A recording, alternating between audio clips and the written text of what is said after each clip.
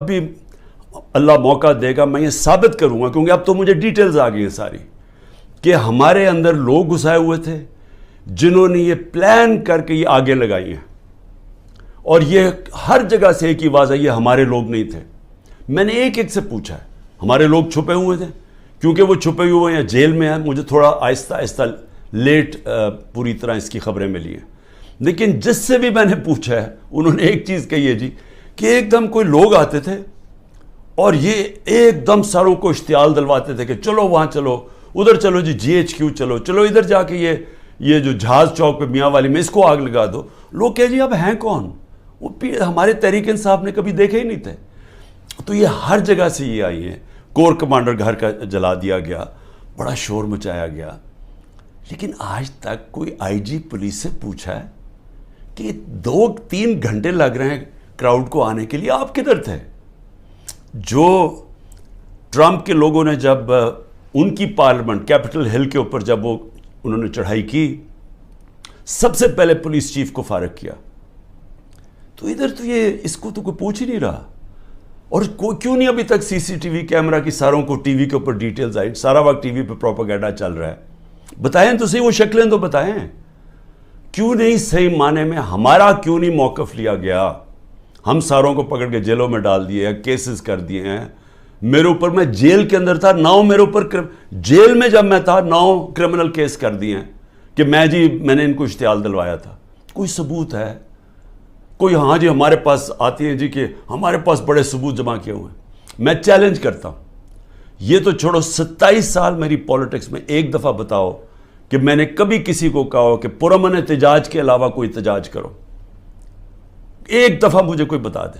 میرے سارے party seniors کو میری پالیسی کا پتا تھا، اور سارے سینئرز وہی باتیں کر رہے تھے، پرامن احتجاج، ہم کہیں بھی پرامن احتجاج کر سکتے ہیں، یہ ہمارا آئین ہمیں اجازت دیتا ہے، کوئی نو گو ایریا نہیں ہے۔ لیکن یہ جو جلانا تھا یہ ایک پلان سازش کے تحت اس لیے ہوا کہ اس کے بعد پورا ایکشن تیار تھا، ایک دم 48 گھنٹے میں 10,000 لوگوں کو جیلوں میں ڈال دیا، اور سارا کچھ بلیک آؤٹ میڈیا سے اور سارا کنٹرول ہو گیا ایک دم۔ تو جو پہلے سے پلان بنا ہوا تھا وہ موقع مل گیا کہ ایک دم اس موقع کا فائدہ اٹھاتے ہوئے ایک دم لوگوں کو انہوں نے پارٹی کو ختم کرنے کے لیے پورا پلان بنا ہوا تھا۔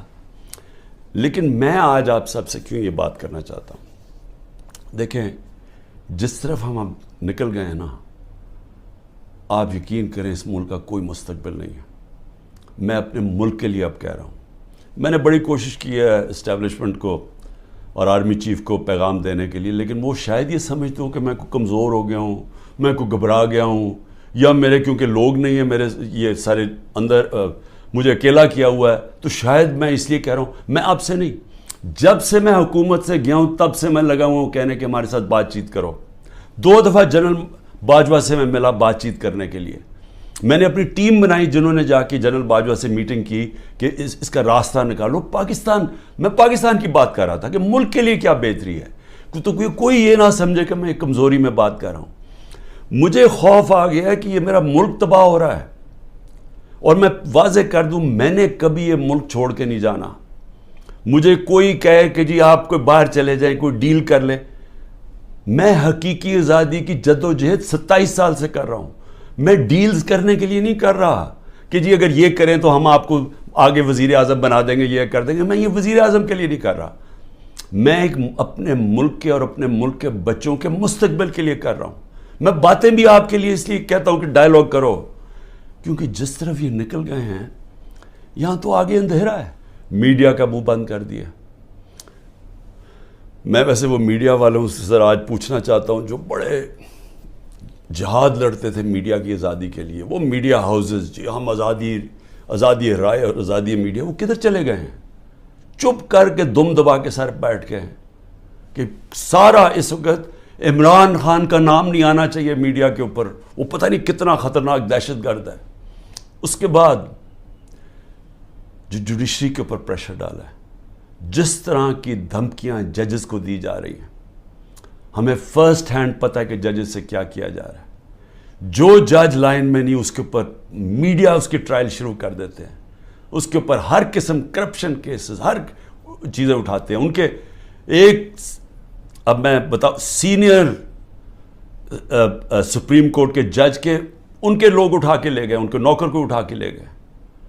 تو ان کے اوپر بھی پریشر ڈالا ہوا ہے, کسی طرح ان کا منہ بند ہو جائے. ہر قسم کا پریشر ڈالا ہے کہ وہ بھی لائن میں آ جائیں کہ یہ اس ملک کے اندر مکمل طور پہ آمریت قائم ہو جائے, کسی کی جرت نہ ہو. خوف کی فضا اتنی ہے, سب ڈرے ہوئے ہیں لوگ کہ جی اب پتہ نہیں کس کا گھر رات کو توڑا جائے گا, گھس جائیں گے اندر پولیس. اچھا پولیس بھی عام سادہ کپڑوں میں آتے ہیں, شلوار قمیض میں آتے ہیں, بندوقیں پکڑ کے اندر گھس جاتے ہیں, چیزیں توڑ کے چلے جاتے ہیں, لوٹ کے چلے جاتے ہیں. پولیس لوٹ رہی ہے. پولیس کو سوچیں کیا حال کر رہے ہیں کہ آپ یہ پولیس سے جو یہ کام کروا رہے ہیں, کیا پولیس اپنے یہ کام نہیں کرے گی؟ اور کیا اس سے یہ واضح ہوتا ہے کہ کیا عام غریب آدمی اس کے گھروں میں تو یہ عام ہوتا ہوگا. میں اپنی پارٹی کو یہ بار بار کہتا ہوں کہ آپ دیکھو جو ہمارے پہ گزر رہی ہے, اس ملک کے کمزور پہ ہر روز ایسے ہوتے ہیں جب بھی اس کا طاقتور سے ٹاکرا ہوتا ہے تو آگے اندھیرا ہے. یہ حالات ہیں کہ کل کوئی بچے آئے, سوشل میڈیا کے بچے 20-30 لڑکے آئے, وہ جیسے باہر نکلے پکڑ کے ان کو جیل میں ڈال دیا. کس قانون کے تحت؟ بتائیں کس قانون کے تحت؟ پہلے تو آپ کہہ سکتے تھے نا جی کہ یہ ہمیں جی وہ کچھ جیو فینسنگ میں نظر آئے ہیں, آپ کو تو پتہ ہی نہیں ہے لڑکے کون ہیں, پکڑ کے سیدھا جیل میں لے گئے.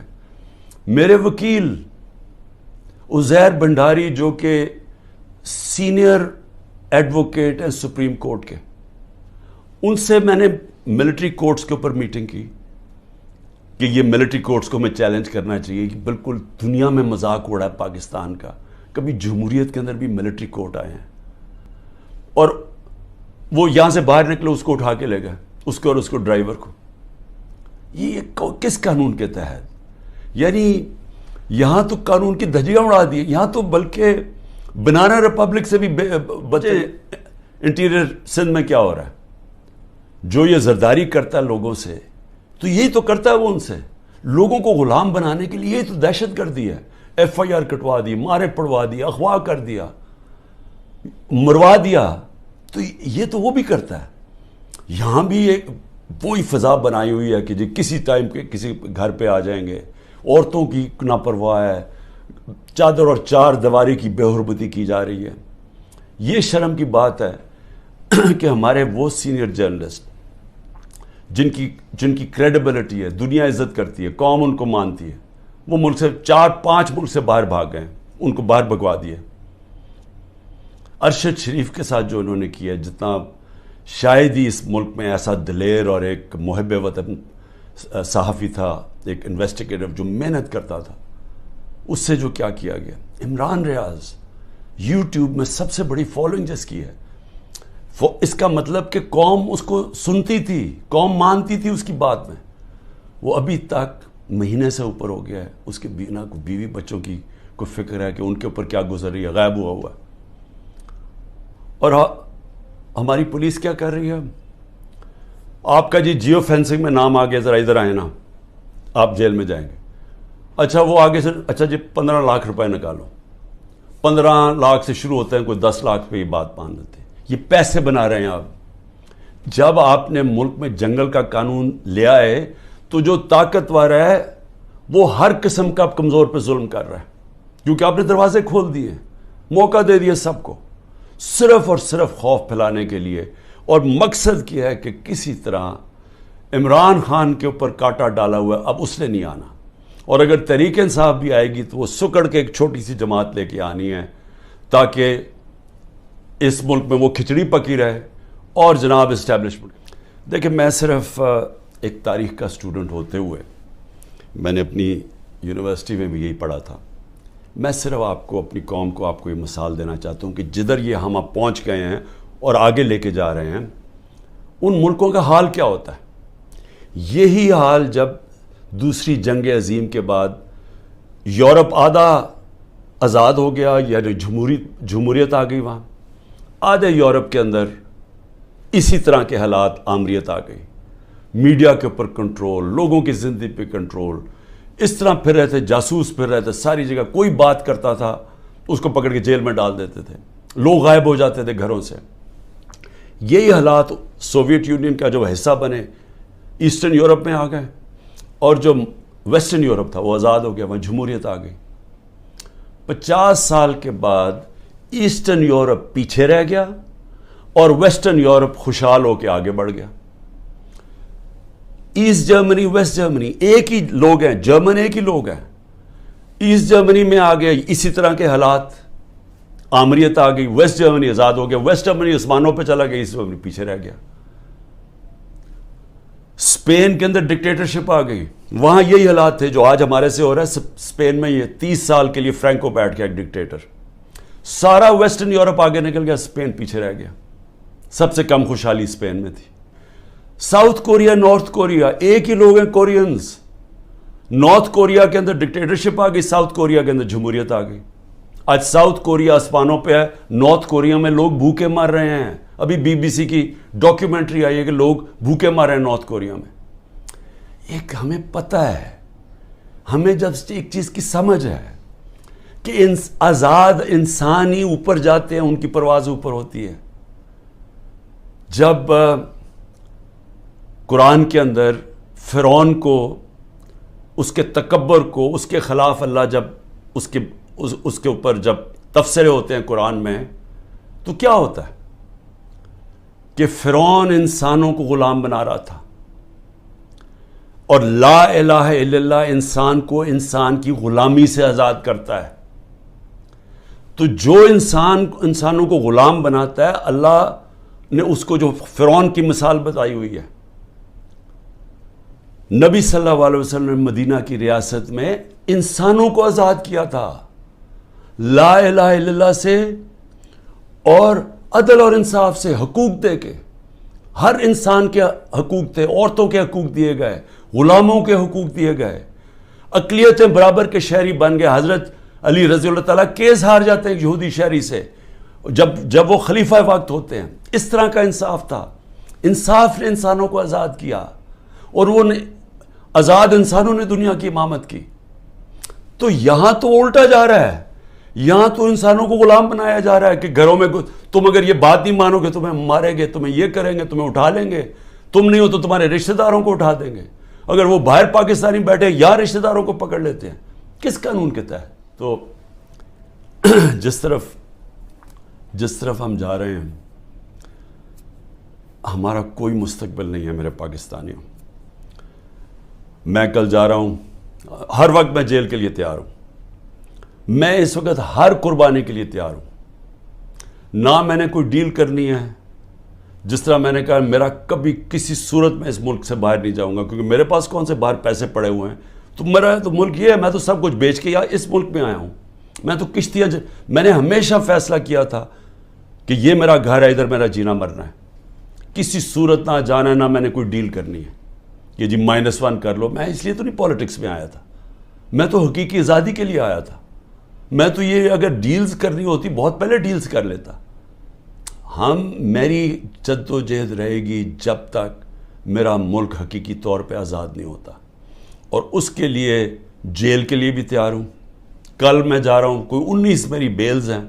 ایک کسی نے جج نے پریشر میں آ کے کینسل کیا، حالانکہ کیس ہے، بوگس کیسز ہیں سارے، لیکن ایک نے فیصلہ کرنے کے جی بیل کینسل کر دیا ہے، جیل میں چلا جاؤں گا، اس کے لیے بھی تیار ہوں، تیاری کر کے جاؤں گا۔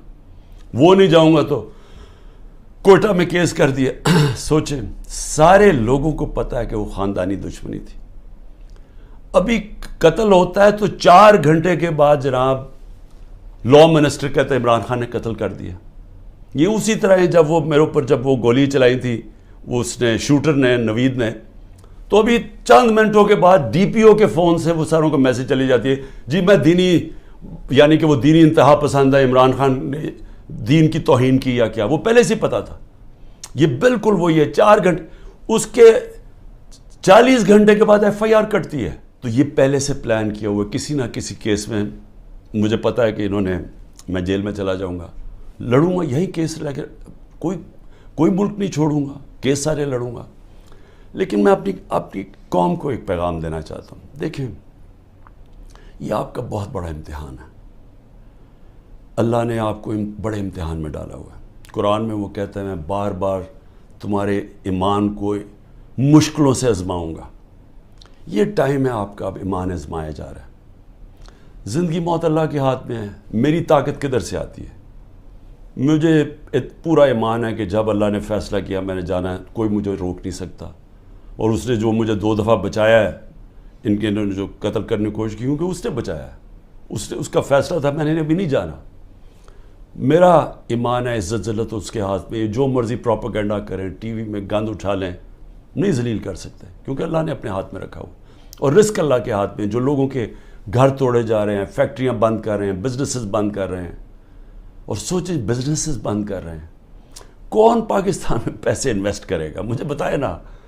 جب وہ دیکھ رہے ہیں کس قانون کے تحت لوگوں کی بزنس بند کر رہے ہیں، روزگار بند کر رہے ہیں، ان کے لوگ بیچارے بے روزگار کر رہے ہیں. آج کل کی مہنگائی میں لوگ بے روزگار ہو رہے ہیں، کس قانون کے تحت؟ کوئی ان کو فکر نہیں ہے.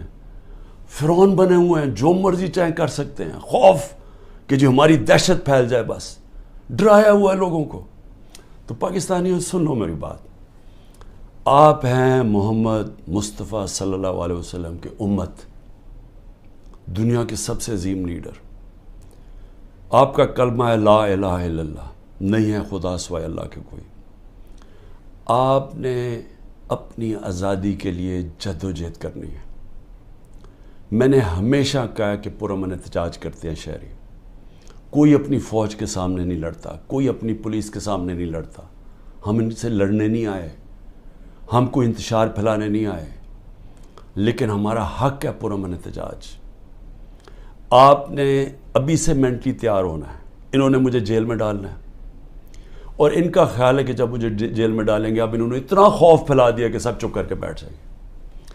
آپ نے اگر یہ ظلم قبول کر لیا، اور یاد رکھیں آپ 25 کروڑ ہیں، اگر 25 کروڑ لوگ سہم گئے اور خوف کے سامنے جھک گئے، تو میں آپ کو بتا رہا ہوں آپ کا کوئی مستقبل نہیں ہے.